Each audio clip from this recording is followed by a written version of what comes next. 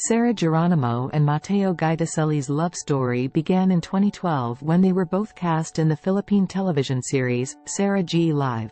At the time, they were just friends, but their chemistry on and off the screen was evident to their fans.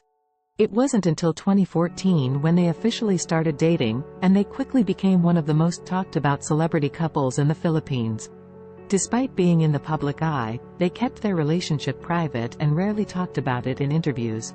In November 2019, rumors surfaced that Sarah and Matteo were engaged, but neither of them confirmed the news.